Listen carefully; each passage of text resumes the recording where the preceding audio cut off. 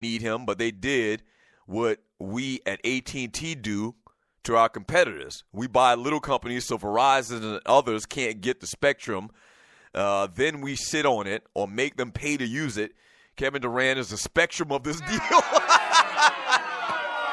Right. That's what companies do all of the time. That's exactly what companies do all the time, man. They buy an up-and-coming company in their same spectrum, and, they may do something with it. They may hold on to it, but they just take it out of the hands of other people. You basically, in effect, canceling out your damn competition. And that's exactly what Golden State did by signing Kevin Durant. They canceled out their competition, being OKC. That's exactly what they did. Think about it now. If you're in the front office of the Golden State Warriors, okay, and I was about to say Mark Jackson. Steve Kerr is up in there, and y'all talking and strategizing about what you're going to do next year. And you looking at this story that Kevin Durant may be able to be got as far as free agency. Well, let's see. Guys, don't you think it'd be a good idea, the team that had us down 3-1, if we take away their best player and put him on our team? We really don't need him, but if we take him away, it's addition by subtraction.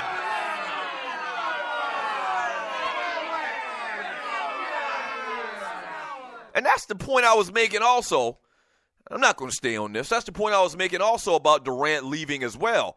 If you leave OKC, where you and Russell Westbrook had built this great organization, they have some of the best fans in sports. If you leave them and leave a team where you were up 3-1 on Golden State, you leave that team to go to the team that you were up 3-1 on, and you win a championship, does it really have the same feeling?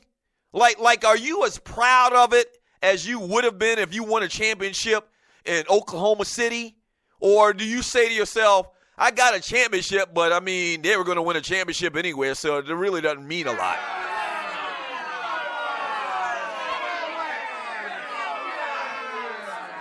Think about that. How much does it really mean? I guess at the end of the day, if you win a ring is a ring is a ring. I guess. But you got to be honest. Be honest. If you're Kevin Durant, how much does it really mean if you win a ring this year with the Golden State Warriors? Knowing full well that they didn't need your ass. And they probably would have done the same thing. As a matter of fact, when he was out with the injuries, after they had that little lull like the first couple of games, where he was out with the injury, they went on like a 12-game run. Okay, a 12-game run, that's not a big deal for Golden State. They won 70-something games last year. 73 games last year. Okay? And they won a championship the year before with the same personnel.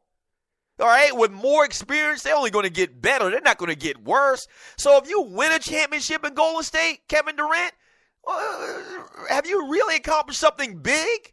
Really?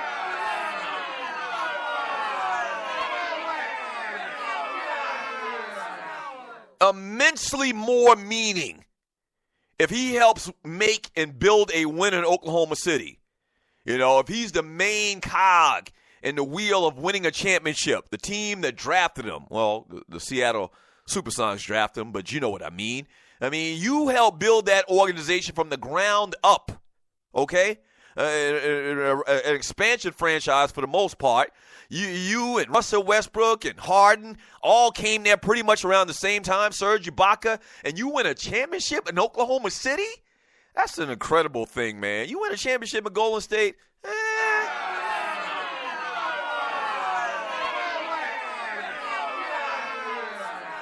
From RC, he says, I'm still not ready to crown the Golden State Warriors yet. I need to see it. The Cavs and the Spurs are capable of beating Golden State, even with Durant. Anything's possible, bro. Anything is possible. But don't hold your breath.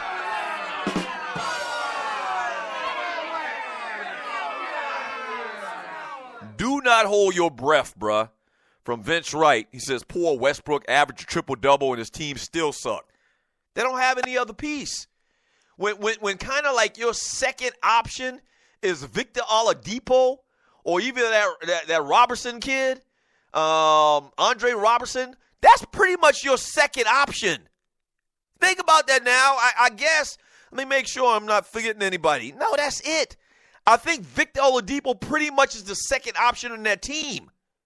That's not going to win.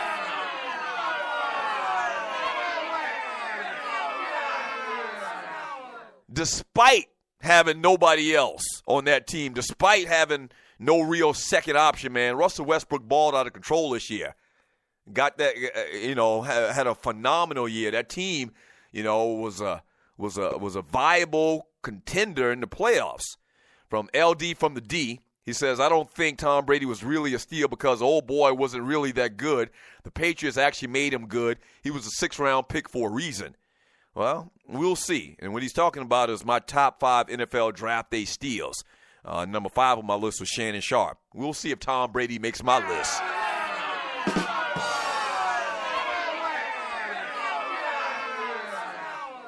If you're new to the Doug Stewart Show and you can't really tell from the call that we had earlier with Grego, I hate the New England Patriots and everything that they stand for.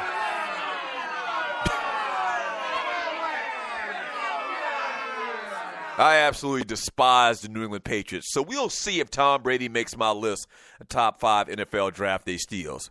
Just wait on that. From Corey, all of OKC players should be coming off the bench besides Adams and Westbrook. And Adams missed a few of Westbrook's passes last night. Oladipo was a starter when he was in Orlando. Real solid player, I guess. I guess you could say he is a solid player. Like Oladipo's the type of player that's going to play for a long time in the NBA because he came from a program, one of those fundamentally sound programs in Indiana. Very good athlete. He can play. He can play. But outside of Oladipo, I think Oladipo might be a starter for most teams. But every single other one of them cats on that squad, man, would be bench players. They would be coming off the bench. Even Adams. I like Adams, but Adams strikes me as a role player. He's very solid. He's solid. But I think for most teams, okay, once again, I'm saying most teams, there's probably a lot of teams that Adams would start for, but I would say it's less than 50%. I think that there's a majority of teams in the NBA that Adams would not start for. He just strikes me as a role player. Solid player. I like his spark. I like his fight in him. But he's a role player. All of them cats are scrubs.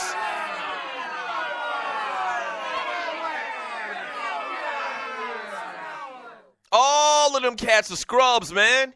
They are. This man took, and I said it the other day on Facebook, you're listening to the Doug Stewart Show.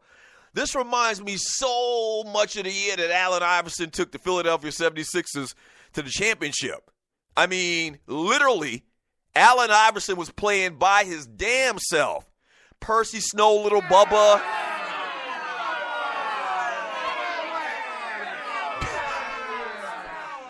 Eric Snow, for people that are young and are greenhorns. Eric Snow's older brother is Percy Snow, that played linebacker for Michigan State, I believe. I can't even remember who Percy Snow played for in the NFL. But he played linebacker for the Michigan State Wolverines or Spartans. And, so Eric Snow was on that team. Just a bunch of, 6 Man of the Year award candidates. And Allen Iverson put that team on his back. Now, he shot a tremendously low shooting percentage in relative terms to other cats in the NBA. But another thing I always say, man, who you want, Allen Iverson shooting the ball, or you want Percy Snow, little brother, shooting the ball?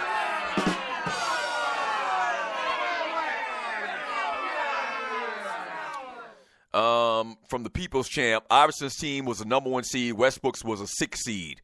Okay, maybe Iverson had a slightly better team around him. Maybe the East was weak that year. I have to go back and look at it. From Redland, my baby mama Kirk, Doug, you can talk about Durant leaving OKC all you want, but OKC coaching is the problem. Why? Oh, you talking about Donovan. For some reason, I'm thinking you're talking about Golden State. That might be a problem. Billy Donovan might not be an NBA coach. We've seen that many, many times before, where a guy comes from college, has great success in college, and it doesn't translate to the NBA. But I don't care if you had Red Auerbach or Pat Riley or whoever. with that group of players, you can't go but so far. All right, yeah, I'm not denying maybe Billy Donovan isn't suited for the NBA game. That may be part of it. But a huge part of it, the majority part of it is that Russell Westbrook is playing with a bunch of scrubs. Do you agree? Do you agree? Do you agree? I'm not saying what you're saying doesn't have merit. I'm not saying that at all. What I'm saying is the major problem is that they're counting on Steven Adams and Andre Robertson.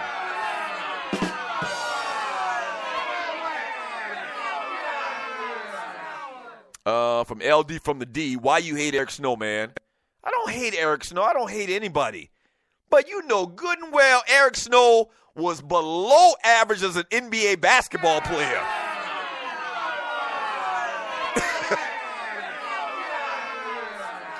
Man, you talk about being at the right place at the right time, that's Eric Snow. Eric Snow got to play with Allen Iverson. Right. Eric Snow got to play with Allen Iverson. Jan from Snellville. Thorny, you may be right about management, but I'm Durant. I am the team management. That was Cat, what he did, and he should have pulled Westbrook to the side and told him such a thing. I agree 100%. Using the Q's terms.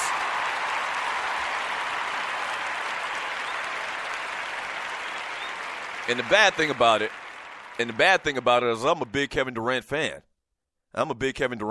But yeah, the fact that he didn't call and just holler at his boy, the guy that he played together with, coming to the league together. They came out in the same draft, I believe, okay? The guy that they helped build that solid foundation there at Oklahoma City for so many years, that he didn't even call him and tell him what he was going to do. I mean, that's respect. That's kind of like a man law. You got to give your dude, you got to give your boy a heads up. You know, a heads up is, hey, man, I just want you to be the first to know because you my peoples that I'm bouncing. I'm out of here. I'm going to Golden State. Golden State? Yeah, I know it's fucked up, but I'm going to Golden State.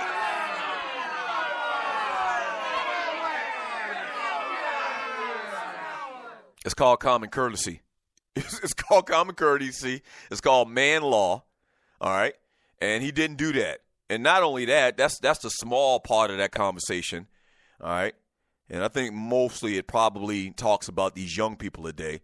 That's the small part of this conversation. By the way, did y'all see Durant warming up the other night in them tight-ass warm-up pants? Where they do that at? But anyway, the small part is that calling of Russell Westbrook. The large problem is that he went and played for a team that was already stacked and a team that his team had down 3-1 in the same season. That is cat as fuck.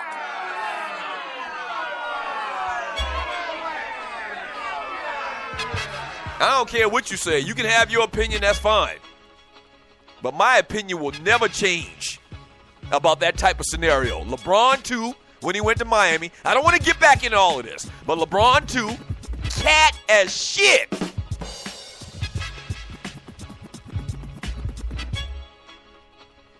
Be a competitor, man. Oh, I hate that. I'm trying to figure which one I hate worse. These cats going to play for a stacked team, these all-star, legendary players going to play for a stacked team, or the fact that basketball teams today in 2017 wear skinny warm-up pants.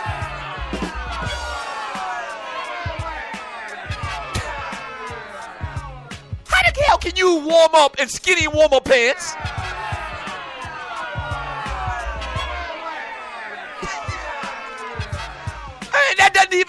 That's an oxymoron. Warm-up pants need to be comfortable. They need to be comfortable. They can't be hugging in your damn nuts.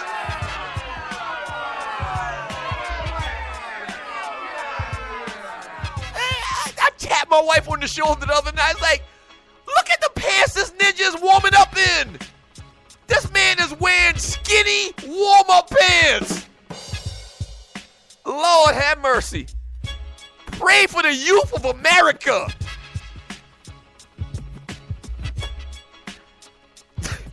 Russell Westbrook last night looked like he going to audition for Dance Fever.